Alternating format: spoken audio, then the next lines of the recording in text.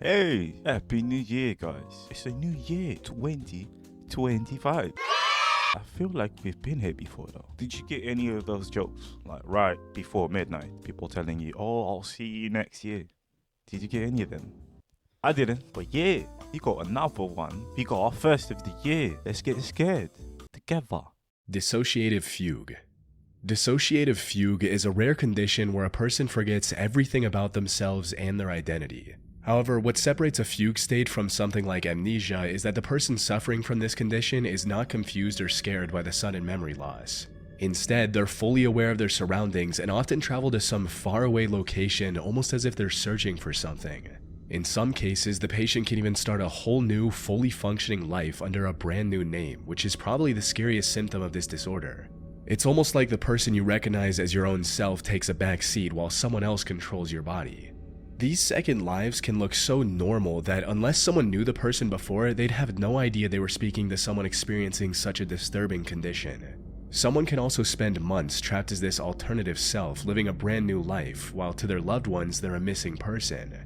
Now, we still don't have a clear picture of how such a disorder is even possible, but we do know that it has a strong correlation with amnesia and, more importantly, dissociative identity disorder, which is also known as multiple personality disorder. As for what causes, Watch a couple fathers use this excuse. The milk, I'm gonna get the milk, I'm gonna get a pack of cigarettes. That excuse is gone now. They're gonna use this, isn't it? It's a wild place out here. such an extreme disorder in the first place, the reasons can range from severe mental and physical trauma to the use of psychotropic substances and, in some cases, even as a side effect of dementia.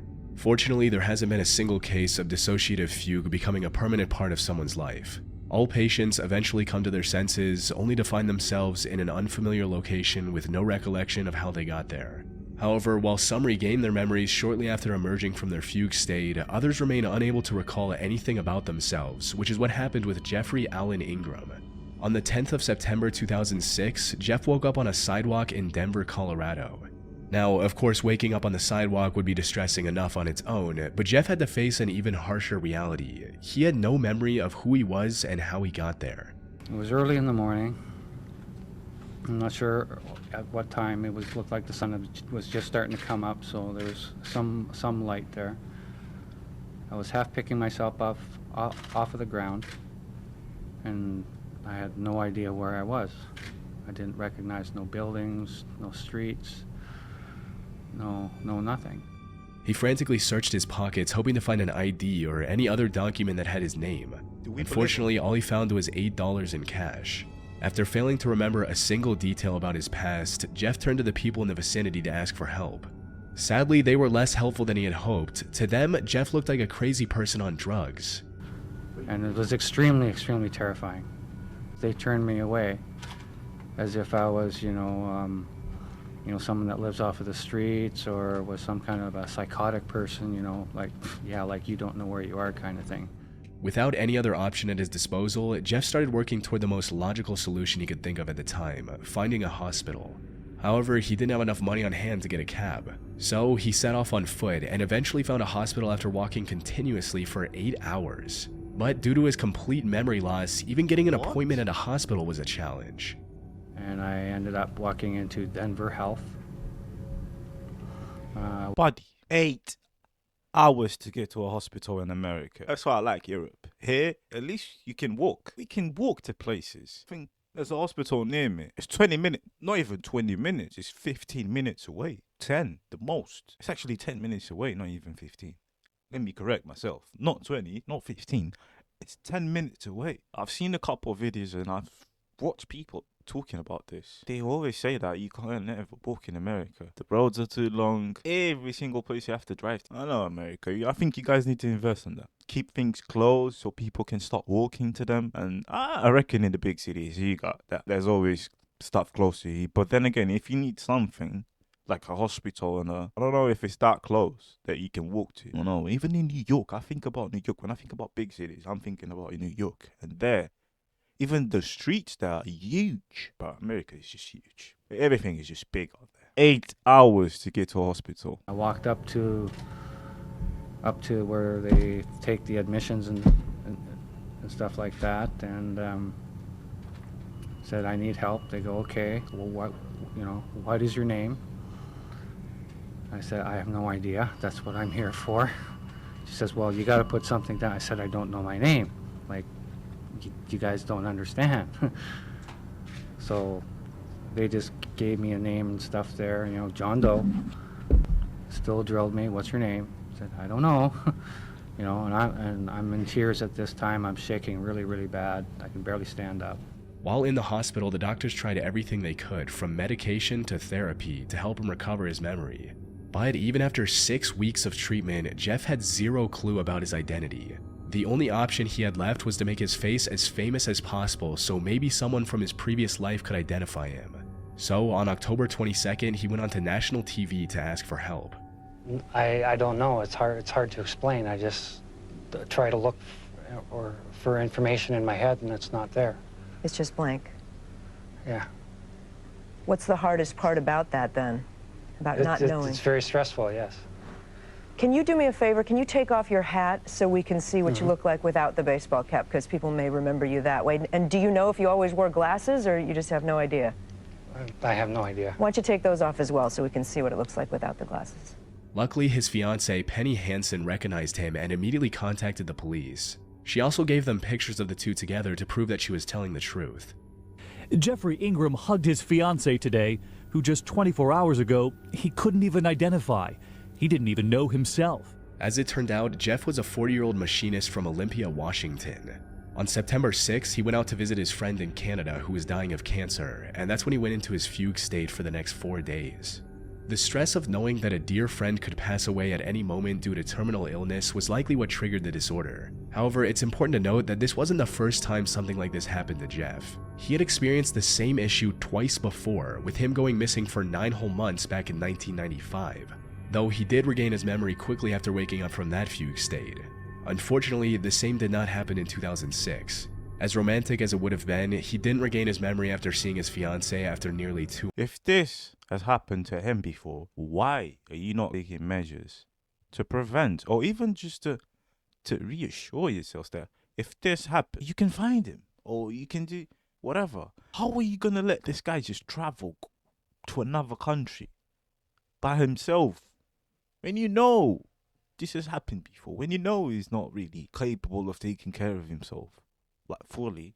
Not because he doesn't want to, because he can't. I don't know. I don't understand this. Something about this is fishy to me. I might be being ticket here, but to be honest, I don't know. I don't care. I'm just putting what I feel out there, and I feel that something is fishy here. I'm not saying he's lying. I'm not saying she's lying. I'm not saying they're lying. Someone is. 2 months, and it took years for him to readjust into his old life. In order to prevent such confusion in the future, Ingram ordered GPS shoes and had his identity information tattooed on him. He also started wearing a zip disc with medical information around his neck. The most unsettling part of the incident, however, was that he remembered having 2 children who died in a car. Oh, my bad. I do apologize for that. If I just waited a couple seconds, I wouldn't know they really did something about it. I'm dumb. Accident. And what came out of that? Any clues? Few clues that I might have worked in New York or in the New York area. That I did have a family. That you did have a family? A wife and 2 kids, and they were all killed in a car crash somewhere by a drunk driver. Maybe in the New York area, we're not sure. But according to Penny, Jeff never had any children before. As to why he remembered something so traumatizing even though it wasn't true, we'll never know for sure. Yeah, man, I don't know about that one though. Maybe it's another life that you had. Another life that you had before this one that you left. Or maybe that's what started that traumatizing event. You just forgot about everything that happened there. And then now you're living this life with this lady. Then again, she had pictures of you two, so yeah, I don't know. Because imagine if he really lived that life, if he really had a wife and kids and the accident really happened and he lost them, he got traumatized and he forgot about everything. And then he put his face on the news, to just to find people that knew him. And then this lady, because she isn't really working with a full deck, she saw him, he was like, yeah, that's my husband. And then, yeah, she just went with the situation. She just went with the story. But she has pictures. That's what saves her. She has pictures. But it would have been a crazy story, innit? I know, it would have been crazy. But yeah, it ain't the case. Alien hand syndrome. Alien hand syndrome is exactly what it sounds like. A person loses control over one of their hands, usually the left. This quote, alien hand moves on its own, often in unpredictable and creepy ways, making the patients believe that the hand attached to their body is not theirs. But you say what? The left hand? That's the devil. We all know people that write with their left hand. They're cursed by the devil. If you don't know about this, check yourself, because it's the truth. What makes this condition even more unsettling is how the alien hand can directly contradict the other. Imagine flipping on a light switch only for your rogue hand to immediately switch it back off. Yeah, that's the devil. It can also be violent towards the patient, with some reports of the affected hand trying to choke the patient, which is a truly disturbing thing to experience. And while we don't fully know why something like this occurs, we do know that it's more common in people who have undergone split brain surgery in the past. For those who don't know, our brain consists of two hemispheres that are connected in the middle with a bridge of nerves. Our motor functions are also split between the two halves. The left brain controls our right side, while the right brain controls the left. More importantly, the left hemisphere governs our ability to speak. It's where our language centers are housed, the part of us that can articulate thoughts. In a sense, it's the voice of who we are. However, during a split brain surgery, the corpus callosum, which is the bridge that connects the two hemispheres, is cut to treat severe drug-resistant epilepsy. And as the theory goes, split brain surgery removes the right brain's ability to communicate its intentions with the left brain, which, as we discussed, controls speech. In silence, the right brain remains conscious, aware, and functioning, but with no voice to express itself. And since it doesn't have a way to vocalize its intentions, the right brain often resorts to moving the hand under its control. A real-life example of this is Karen Byrne in New Jersey. She had the split brain surgery when she was 27 years old to treat epilepsy, and it was a success. That is, until her left hand started moving on its own. In an interview, Karen explained the first time this happened during a doctor's visit. Quote, "Dr. O'Connor said, 'Karen, what are you doing? Your hand's undressing you.' Until he said that, I had no idea that my left hand was opening up the buttons on my shirt. So I start rebuttoning with the right hand, and as soon as I stopped, the left hand started unbuttoning them. So he put an emergency call through to one of the other doctors and said, 'Mike, you've got to get here right away. We've got a problem.'" Why? You're gonna jump right into that? Right into undressing yourself? No. It's the devil. Throw your hand in holy water. Drench that. Cleanse yourself. Nah, I'm joking. This is a serious medical condition. I'm just joking. Imagine living with this. You're doing something, talking, and you hit yourself. But that's also like tics. Don't they do this as well? What's it called? The medical condition? Tourette. Oh my God. Yeah, Tourette. What am I yapping about? I don't even know if it is. Also explained how it now hinders her day-to-day life, stating, "I'd light a cigarette, balance it on an ashtray, and then my left hand would reach forward and stub it out. It would take things out of my handbag and I wouldn't realize, so I would walk away. I lost a lot of things before I realized what was going on. Worst of all, the left hand sometimes lashed out against Karen and started attacking her out of the blue." Ultimately, if the split brain theory is true, it brings up some unnerving questions about who we are. But as creepy as some of the implications are, I doubt we'll get concrete answers anytime soon, since this disorder is so rare that it's hard to study. Plus, our brain is way too complex to fully understand with our current medical technology. Cotard syndrome. Cotard syndrome, also known as Cotard delusion or walking corpse syndrome, is a rare mental disorder where a person believes that they're dead, don't exist, or have somehow lost their internal organs or blood. It was discovered by Jules Cotard, a French neurologist who first described this condition in 1880. He described this disorder as a previously unrecognized form of depression, noting that those affected exhibited many traits commonly seen in individuals with severe depression. They would stop taking care of themselves, become emotionless, and drive zero enjoyment out of activities they used to enjoy before. But later studies confirmed that the walking corpse syndrome wasn't a disorder on its own. Instead, it was the result of extreme depression and anxiety leading to psychosis and schizophrenia. Near-death experiences can also have a similar effect, where someone regains consciousness after getting very close to death or even dying for a few minutes before getting resuscitated by doctors. Something like this happened to Army veteran Warren McKinley, who got in a horrible motorcycle accident. And while he survived the accident, the resulting stress and head trauma in his frontal lobe caused him to develop the walking corpse syndrome. What I felt was, what's the point? And that's how you felt emotionally. What's the point? Why I was at Headley Court and they were trying to help me and To rehab you. Rehab, yeah. and I was just. You felt like a ghost, didn't you? What's the point? Like a ghost, dead man walking. Yeah. More modern examinations have also discovered a strong correlation between Cotard syndrome and damage to parts of the brain responsible for recognizing faces. So, when an already anxious person sees themselves in a mirror, they can't recognize themselves and reach the delusional conclusion that they must be dead. Researchers also mapped out the 3 key stages of Cotard syndrome. And the scary thing is, it starts off as practically indistinguishable from regular depression in what's known as the germination stage. During this stage, the patients experience symptoms like insomnia, loneliness, and the loss of interest in both their home and work life. The next stage is known as the blooming stage. This is where the symptoms quickly mold into something that can be recognized as Cotard syndrome. During this stage, patients often claim that they have missing or rotting body parts, that they're already dead, or in some severe cases, that they don't exist anymore. The final and the most terrifying stage of Cotard syndrome is called the chronic stage. At this point, the delusions of death become ingrained in the patient's mind, leading them to refusing any and all help from others and denying their reality. Once a person reaches this stage, it becomes extremely difficult to rehabilitate them, since in their mind, what's the point? They're already dead. And while there are some exceptions, most patients at this stage end up in one of 2 distinct camps. For about 55% of the patients, the main symptom of Cotard syndrome is a delusion of immortality. They believe that they've lost vital organs. However, they're also still mindful enough to notice that their body is still moving. Under normal circumstances, they'd see the proof of their body working fine and come to the rational conclusion that they still have every vital organ. Unfortunately, the psychosis caused by Cotard syndrome leads them to a very destructive realization that they're functionally immortal. This was exactly the case for the 43-year-old woman whose condition led to Jules Cotard discovering the syndrome, someone he referred to as Mademoiselle X. In his case report, Jules described Mademoiselle X's condition in detail, stating, "Mademoiselle X affirms she has no brain, no nerves, no chest, no stomach, no intestines. There's only skin and bones of a decomposing body. She has no soul, God does not exist, neither the devil. She's nothing more than a decomposing body and has no need to eat for a living. She cannot die a natural death. She exists eternally if she's not burned. The fire will be the only solution for her." Unfortunately, Jules didn't have any way to treat this woman at the time. She later passed away from starvation after refusing to eat anything.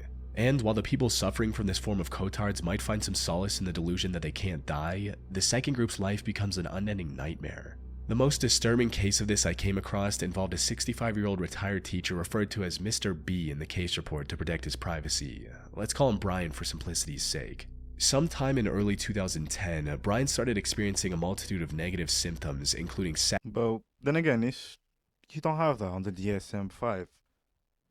There's not really concrete case studies that will show you that this will work, this type of treatment. I mean, so I don't know.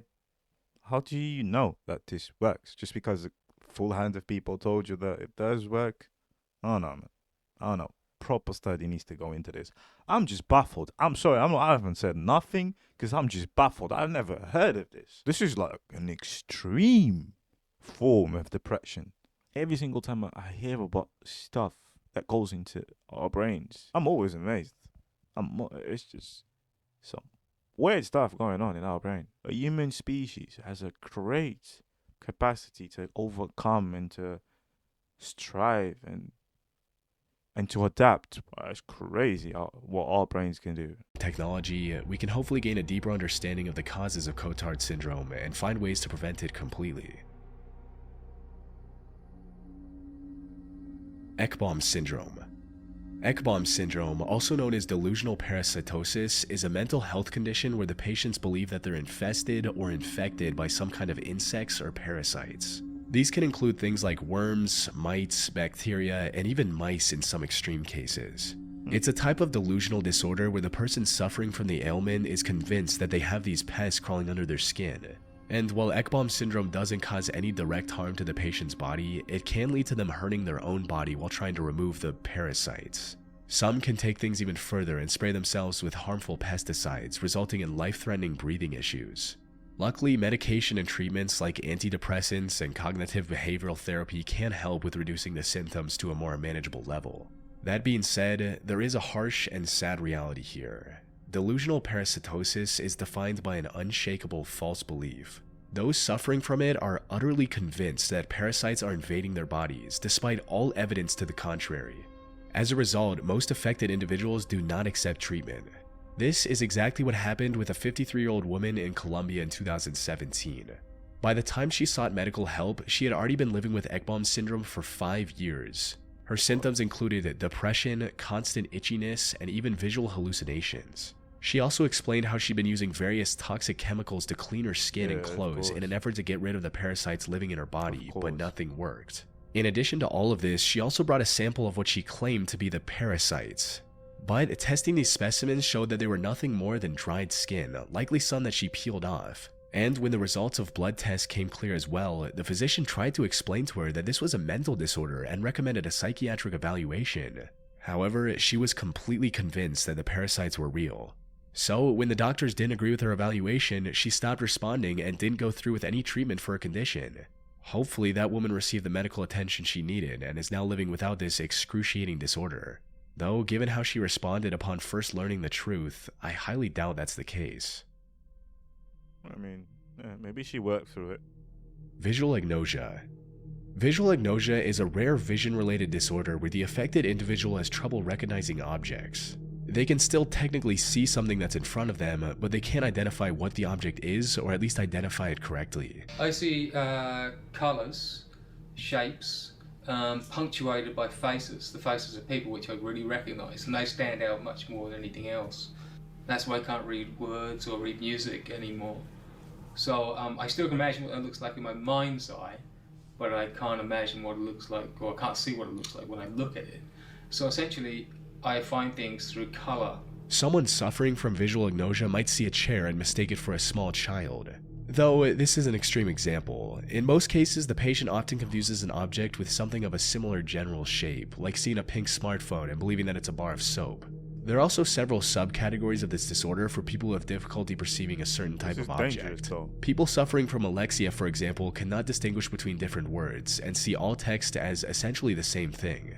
Similarly, patients with environmental agnosia have trouble recognizing their surroundings, which makes it almost impossible for them to go anywhere on their own.